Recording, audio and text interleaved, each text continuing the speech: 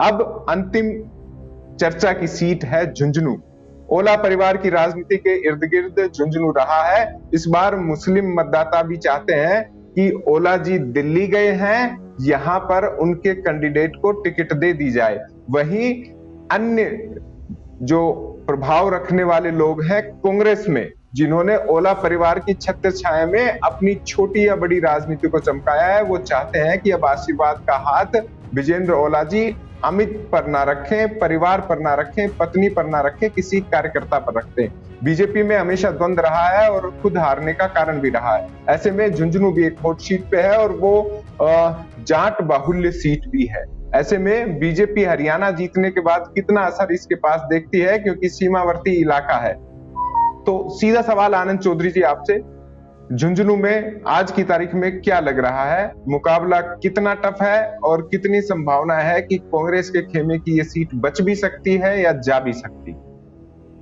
अंकित जी, देखिए, आपने बिल्कुल सही कहा है कि सीट पे मुस्लिम और जाट जो बाहुल्य सीट है, और मुस्लिम मतदाता हमेशा ओला परिवार का साथ दिया है, लेकिन इस बार थोड़ी सी स्थितियां बदली हुई है। राजेंद्र गुड्डा जो उदयपुर वाटी के विधायक थे, वो भी इस क्षेत्र में मुस्लिमों के बीच में अभी पिछले काफी समय से सक्रिय हैं।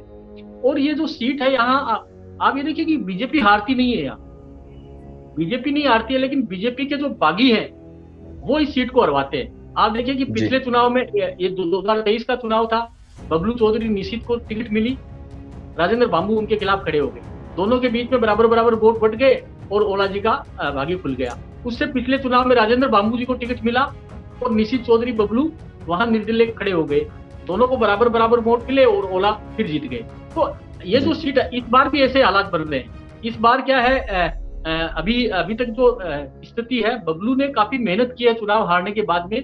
ये कहा जाता है कि पूरे इलाके में वो लगातार सक्रिय रहे हैं, उन्होंने कई सारे आयोजन किए हैं, तो उन्होंने अपना प्रभाव तो बनाया है। लेकिन उनको अगर टिकट मिली, राजेंद्र बाबू बीजेपी में आ चुके हैं, बीजेपी की सदस्यता ले चुके हैं, लेकिन वो ये मानते हैं वहां के लोग कि अगर बबलू को फिर से टिकट मिली तो राजेंद्र बाबू फिर खड़े हो जाएंगे और ये दोनों बराबर वोट बढ़ जाएंगे। और उधर राजेंद्र गुड्डा मैदान में है ही, तो हो सकता है फिर से किसी कांग्रेस के उम्मीदवार को, यहाँ जो ओला जी चाहते हैं अपने ही परिवार को, किसी का भाग्य खुल जाए। लेकिन अगर बीजेपी एकजुट होकर चुनाव लड़ेगी इस सीट पे, तो मैं ये पक्का कह सकता हूं कि बीजेपी अभी यहाँ भारी है और काफी भारी है। जी श्याम जी, 70.67% वोटिंग हुई थी और 28,863 मतों से यहाँ कांग्रेस के उम्मीदवार विजेंद्र ओला 2023 विधानसभा चुनाव में जीते थे और बबलू चौधरी को 57,935 वोट मिले थे। इन समीकरणों के आधार पर अब क्या देखते हैं जब सत्ता में है और झुंझुनू का वोटर समझदार वोटर है? देखिए, वहां पर कुछ मुस्लिम एक अधिकारी IAS जो रिटायर हैं 10 बार, कुछ दिन पहले वो गए थे, तो जगाने गए थे, कितने जागे मुस्लिम मुझे नहीं पता। वहां तो MD चौकीदार भी जगा रहे हैं, लगातार कह रहे हैं कि हमने शिव की सीट खाली नहीं करवाई है, अब तो यहाँ तो कम से कम कांग्रेस ध्यान दे। यहाँ पर बीजेपी ने एक बार मुस्लिम को टिकट दिया था, गुल मोहम्मद जी, चुनाव हार गए थे, पुराने टाइम की बात बता रहा हूँ। तो लेकिन ये अब मुस्लिम को वोट, अब देखिए, मुस्लिम को बीजेपी तो टिकट देना आजकल बंद कर रखा है, तो बीजेपी तो देगी नहीं। अगर यहाँ से उम्मीदवार निर्दलीय खड़े हो जाते हैं, कि जैसे राजेंद्र गुड्डा भी काफी दिन से लगे हुए हैं कि वो सुखकरण चौधरी का बदला चुकाने के लिए कितना क्या करेंगे मुझे नहीं पता, क्योंकि अब शिवसेना में तो है नहीं, अब निर्दलीय चुनाव लड़ने की तैयारी कर रहे हैं, वो जा भी रहे हैं, लड़ते बढ़ते हैं। और देखिए यहाँ की नगर पारिषद की सभापति हैं बानो, उनके ससुर का अभी हाल ही में आपने देखा कॉम्प्लेक्स तोड़ने के लिए पहुंच गए थे, राजेंद्र गुड्डा का वीडियो भी वायरल हुआ था। वो CEO वहाँ पे चौधरी है, तो देखिएगा यहाँ पे राजनीतिक तौर पर बड़े अलग तरह की स्थितियां हैं। अब देखिए, ओला परिवार तो चाहेगा किसी भी कीमत पे कि मेरी पत्नी जीत जाए या मेरा बेटा जीत जाए। अब देखिए, बेटा और पत्नी को टिकट दिला पाने में कांग्रेस को तो दिक्कत है ही नहीं, कि कांग्रेस कह रही है कि भाई जीत के आ जाओ, कम से कम हमारी लाज बचाओ। लेकिन यहाँ पर हरियाणा का कितना पुट आता है अभी, और देखिए निश्चित तौर पर जिस प्रकार से भाजपा कोशिश में लगी है, वहां पर क्या है, एकता के सूत्र में चुनाव लड़ा गया, क्योंकि वहां उम्मीदवार हैं ज्यादा और एक दूसरे की टांग खिंचाई में लग जाएंगे, तो फिर ओला परिवार का भाग्य वापस से उदय हो सकता है। क्योंकि यहाँ पर राजपूत कम्युनिटी भी राजेंद्र गुड्डा के साथ में बट गई और मुस्लिम अलग से खड़ा हो गया, और ओला परिवार ही कुछ खड़ा कर दे कि भाई हमको जिताने के लिए कुछ ऐसा कर दे, तो निश्चित रूप से यहाँ का चुनाव बड़ा रोचक अलग तरह का हो जाएगा। लेकिन जी भाजपा को निश्चित रूप से निगाहें एक रखनी पड़ेगी। देखिए सतीश पूनिया का नाम चला था, लेकिन वो अपनी लाज बचाने वो के लिए क्या कहे, तो मेरे को कहाँ यहाँ फंसा रहे हो, मैं तो अपना भाग्य उदय करने के लिए केंद्र में आज चला आज जाऊंगा। उनको खींवसर से लड़वा रहे हैं। खैर ये भाई आप चर्चाएं बताओ, हैं, आप लेकिन देखिएगा वो कि चर्चाओं में है, उन्होंने अपना राजनीतिक ओरा इन चीजों से ऊपर उठा लिया है, तो चीजें अलग दिखेंगी। मैं एक कह रहा हूँ, सवाल अरविंद मैं जी ये जी कह रहा था, सतीश पूनिया को अगर चुनाव जीतना होता तो फिर वो आमेर क्यों जाते? अभी तो आमेर से हारे, वो राज्यसभा का जरूर सपना देख रहे हैं, वो इस चक्कर में क्यों पड़ेंगे? वहां तो देखिएगा राज्यसभा का उनको, क्योंकि अमित शाह ने जिस प्रकार से हौसला अफजाई की है, तो राज्यसभा का सपना देख रहे हैं, वो क्यों यहाँ चक्कर में पड़ेंगे? हरियाणा, यहाँ नहीं तो हरियाणा से ले लेंगे वो तो। अब तो आप अलग, उनकी जी स्थिति अलग, बदलाव आया ना।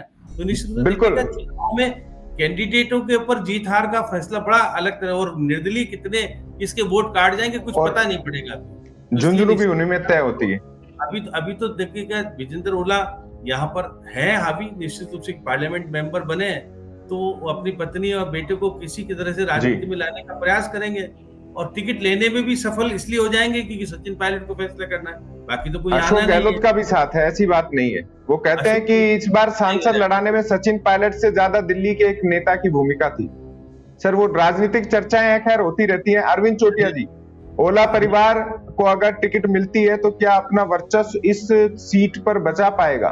क्योंकि ओला परिवार का एक राजनीतिक कद जीत के साथ आगे बढ़ा है।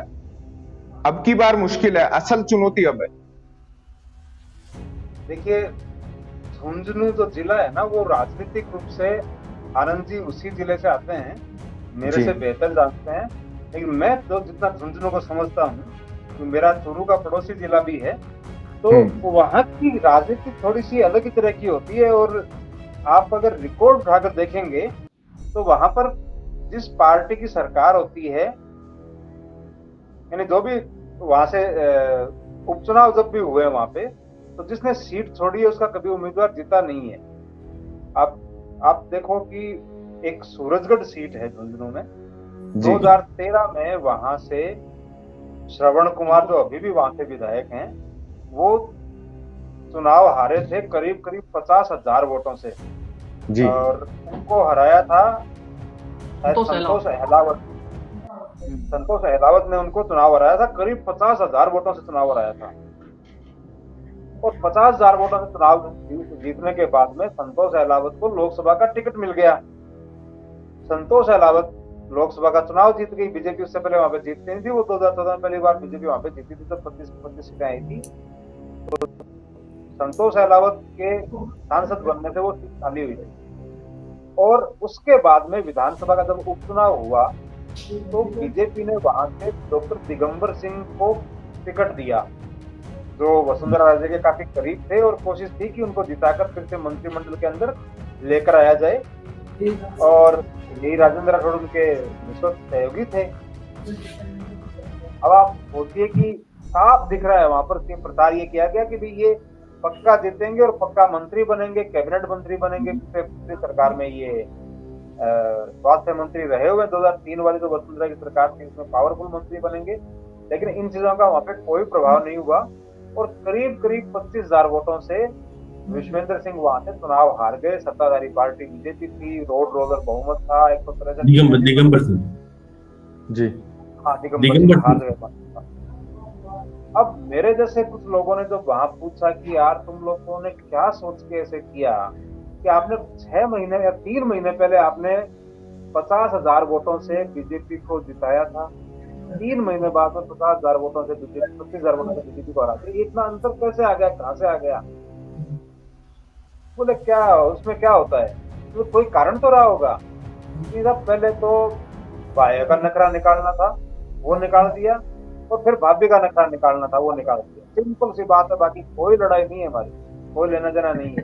तो ये झुंझुनू ऐसा जिला है जी, यहाँ जब निकालने की बात आती है तो ऐसे निकालते हैं। और तो अब की बार किसका नखरा वहां चलेगा और किसका निकलेगा? नहीं, अभी वहां पे नखरे जैसा कोई भी सीन है नहीं वहां पे, क्योंकि अब समझ गए हैं। तो बहुत ही शांत सिंपल रहता है। जैसे आनंद जी जानते होंगे वहां पे कृष्ण ओला का तो कद था बहुत बड़ा, वो बहुत बड़े नेता थे, वो हर हाल में जीतते थे। चाहे वो कांग्रेस की टिकट पे चुनाव लड़ रहे हों, चाहे वो अखिल भारतीय कांग्रेस कमेटी, क्या वो तिवाड़ी कांग्रेस, उससे चुनाव लड़ते हैं तो वो जीतते थे। अगर वो तिवाड़ी कांग्रेस डिसॉल्व हो गई और उन्होंने अपनी अलग पार्टी बना ली, अखिल भारतीय इंदिरा कांग्रेस ब्रैकेट में धर्मनिरपेक्ष, उससे भी वो जीत गए, जीत भी है। और वो भी उस टाइम पे जब बीजेपी की सीटें यहाँ पे आ रही थी तो वो उनका एक कद था बड़ा। ब्रिजेंद्र ओला का कोई बड़ा कद नहीं है, लेकिन वो लगातार चुनाव जीत रहे हैं। अब ये देखने वाली बात है कि कांग्रेस किसी के प्रभाव में आती है क्या, क्योंकि टिकट ओला परिवार को ही मिलना है, चाहे तो उनके बेटे हैं ब्रिजेंद्र ओला के अमित ओला उनको मिले, या उनके परिवार में आकांक्षा ओला है या राजबाला ओला, किसी को टिकट बाहर नहीं जाएगा, ये तो करीब करीब पक्का दिख रहा है। क्योंकि तो चुनाव कहीं भी होते हैं तो हर समाज जो ताकतवर होता है, जो पावरफुल होता है, जिसमें उम्मीद होती है, तो वो अपनी पावर दिखाने की कोशिश करता है। मुस्लिम वहाँ से टिकट के लिए बात कर रहे हैं, वहाँ पे सभाएं हो रही हैं और अच्छे वीडियो वहाँ के मतलब विचारक थे जो कम्युनिटी में विचार पैदा करे, ऐसे वीडियो आ भी रहे हैं। लेकिन मुझे नहीं लगता कि ओला परिवार से बाहर टिकट जाएगा, क्योंकि वो जब चुनाव उन्होंने लोकसभा का लड़ा है तो वो ये तय करके ही लड़ा होगा उन्होंने कि टिकट मेरे परिवार के अंदर जाएगा, बाहर परिवार टिकट नहीं जाएगा। जी, अगर ये टिकट आता है और बीजेपी में जैसा कि आनंद जी का लड़ाइयां जो होती है उस तरह की होती है, तो वहां पे जो ये राजेंद्र गुढ़ा है वे बहुत निर्णायक होंगे। झुंझुनू सीट पर ही 94 में शायद एक उपचुनाव हुआ था जिसमें मूल सिंह शेखावत एक डॉक्टर थे पिलानी के। जी आनंद जी आपको याद हो शायद। हाँ बिल्कुल, यशवर्धन जी उनके बेटे हैं कांग्रेस में अभी। यशवर्धन जी उनके बेटे हैं, कांग्रेस में है वो, और मूल सिंह जी बीजेपी में होते थे, वो चुनाव जीते थे वहां से। हाँ, वो एक बार उपचुनाव, उसके अलावा बीजेपी कभी जीतती नहीं है झुंझुनू चुनाव। बीजेपी की सीट मतलब बता तो रहे आनंद जी की भी मजबूत है वहाँ पे बीजेपी, लेकिन बीजेपी कभी जीतती नहीं है, भले वहाँ पे कोई भी चुनाव लड़ रहे हो। उपचुनाव में एक बार जीती हुई है बीजेपी, उसमें मूल सिंह शेखावत जीते थे, तो वो इसी समीकरणों के हिसाब से चुनाव जीता गया था। और अब देखा जाएगा कि यहाँ पे क्या होता है। लेकिन राजेंद्र गुढ़ा यहाँ पर बहुत निर्णायक और बहुत ताकतवर उम्मीदवार के तौर पे आने वाले हैं। वो खेल किसका बिगाड़ते हैं या अपना खेल बना लेते हैं, ये देखने वाली बात होगी। लेकिन बहुत रोचक सीट इस बार झुंझुनू इस उपचुनाव की रहने वाली। जी श्याम जी, गोविंद सिंह डोटासरा की क्या भूमिका रहेगी? एकमात्र सीट है जहां पे वो दावा कर सकते हैं कि भाई मैं जितवा के ला सकता हूँ। देखिए, गोविंद सिंह डोटासरा यहाँ से दूर ही रहेंगे, क्योंकि यहाँ इनका ज्यादा खेल काल नहीं चलता है। वहां तक तो रहेंगे कहाँ पे वो? अरे वो तो चूरू से आगे बढ़ नहीं सकते। चूरू भी क्योंकि वो आजकल देखिएगा वो तो आ गए साथ में, पूर्व सांसद तो चुनाव जीत के आ गए। बाकी तो उनके यहाँ तो खुद के यहाँ स्थिति खराब हो गई, उन्होंने अमराराम जितवा लिया। इसलिए देखिए, गोविंद सिंह डोटासरा की राजनीतिक अब भविष्य इतना उज्जवल नहीं लगता मुझे, तो पता नहीं क्यों सोचता हूँ क्या होगा, वो पता नहीं चंद्रभान कब कैसे बन जाएंगे वो बाद में। लेकिन वो मजबूत हो गए हैं, उनका जो आसपास का ओरा कहता है कि लोकसभा चुनाव जीतने के बाद अंतर आया है। जी अपन उस पर बाद में डिस्कस कर लेंगे, अपन झुंझुनू पे ही रहते हैं सर। एक बार कौन कहता है कि मजबूत बन गए? वो खुद ही कहते हैं, दूसरा कहता है क्या कोई? तो इसलिए देखिए, कहने वाली बात नहीं, दिल्ली में उनकी कुछ नहीं है। वो कह देते हैं कि हाईकमान फैसला करेगा। त्रिकोणीय मुकाबला होने वाला है झुंझुनू जी। त्रिकोणीय मुकाबले में निश्चित तौर पर फिर निर्दलीय और खड़े हो जाएंगे बहुत सारे। अब वो किसके वोट कितने, देखिए राजेंद्र गुढ़ा चुनाव हारे नहीं, हारेंगे तो सही, लेकिन वो निश्चित तौर पर ओला परिवार को सुविधा दे जाएंगे। मेरे को लगता है बीजेपी को हराने में वो पीछे नहीं रहेंगे, क्योंकि राजेंद्र राठौड़ तो कोशिश करेंगे किसी तरह से, क्या कुछ पता नहीं। अभी देखिए, अभी तो सीधे तौर पर माने तो आपकी क्या राय है झुंझुनू पे? बीजेपी, कांग्रेस या अन्य? ट्रायंगल फाइट होगी तो फिर कांग्रेस को फायदा मिलेगा। जी आनंद जी, आपकी क्या मत है? मेरा ये मानना है कि वहां अगर इस बार ओला के परिवार में से किसी को टिकट मिला और उधर बीजेपी ने बबलू को अगर टिकट दिया तो वहां बीजेपी जीतेगी, और इस बार बीजेपी की संभावना वहां बन रही है। जी चोटिया जी, आपको क्या लगता है? क्योंकि कुछ मुस्लिम वोट राजेंद्र गुड्डा के खाते में भी जा रहे हैं, और पिछले कुछ महीनों में बबलू ने मुस्लिम वोटों के अंदर बड़ी सेंध लगाई है, और उसमें काफी मेहनत की है। उस इलाके में गांव में गया है वो, और लगातार झुंझुनू में सक्रिय रहे हैं। तो इस लिहाज से मुझे लगता है कि अगर इस बार टिकट मिला उनको तो बीजेपी की संभावना बनती है, और दूसरे को किसी को टिकट मिला तो वही लड़ाई फिर होगी कि वो बागी खड़े होंगे, और फिर उसमें कांग्रेस को फायदा होगा। बिल्कुल। अरविंद जी, आपका क्या मत? देखिए, अगर पुराने रिकॉर्ड को अगर देखें तो वहां पर कांग्रेस की संभावना कम है, लेकिन कांग्रेस का आधार जो है वो बहुत मजबूत है। अगर वहां पर राजेंद्र गुढ़ा जैसे अगर मजबूत कैंडिडेट निर्दलीय खड़े होते हैं तो वो निश्चित रूप से बीजेपी का बहुत बड़ा वोट काटेंगे और इस तरह से वहां पर कांग्रेस की संभावनाएं ज्यादा बनती हैं। और अगर बीजेपी के एक और अगर बागी हो जाते हैं राजेंद्र भांबू, तो एक अलग तरह का सीन और बन जाता है। और एक कई बार क्या होता है, क्रांति टाइप की होती है, नाराजगी होती है जनता की, साहब बार बार टिकट इनको ही क्यों, इनको ही क्यों, इनको ही क्यों, तो वो उस स्थिति में अलग तरह की स्थिति बनती है। लेकिन आज की तारीख में मैं किसी की और झुकती हुई सीट को नहीं मानूंगा, ये मुकाबला पूरी तरह खड़ा सिक्का रहेगा। जी, मेरा भी यही मत है कि फिलहाल ये सीट कांग्रेस के पक्ष में जाती हुई दिखाई दे रही है, लेकिन बीजेपी अगर सुनियोजित तरीके से एकजुट होकर चुनाव लड़ेगी तो 100% पुराने मिथकों को तोड़ते हुए ओला परिवार के वर्चस्व को कम करते हुए सीट उनके खाते में जा सकती है। ऐसे में झुंझुनू के लिहाज से माने तो मिश्रित मत हम चारों का है और यहाँ पर प्रत्याशी और उसके बाद की फाइट तय करेगी कि असल में किंग कौन है।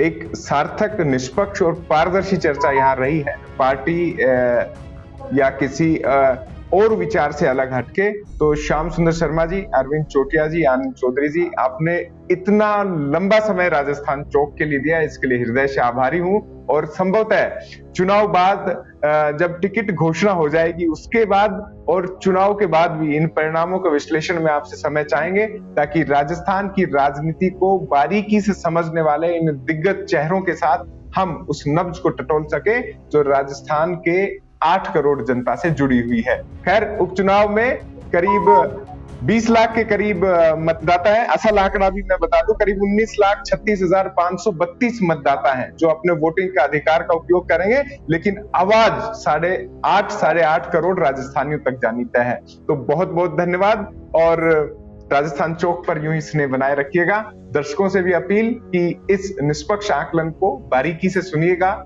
और मंथन कीजिएगा राजस्थान की राजनीति की बदलती हुई दशा और दिशा में। फिलहाल के लिए दीजिए इजाजत। उपचुनाव से जुड़ी हर अपडेट आप तक पहुंचाते रहेंगे, आपके हाथ में, आपके मोबाइल पर। फिलहाल राजस्थान चौक के नए दर्शक हैं तो सब्सक्राइब कर लीजिएगा, पुराने हैं तो लाइक बटन दबाइएगा और कमेंट बॉक्स में जरूर बताइएगा कि इन निष्पक्ष पत्रकारों का आकलन आपको कैसा लगा। नमस्कार।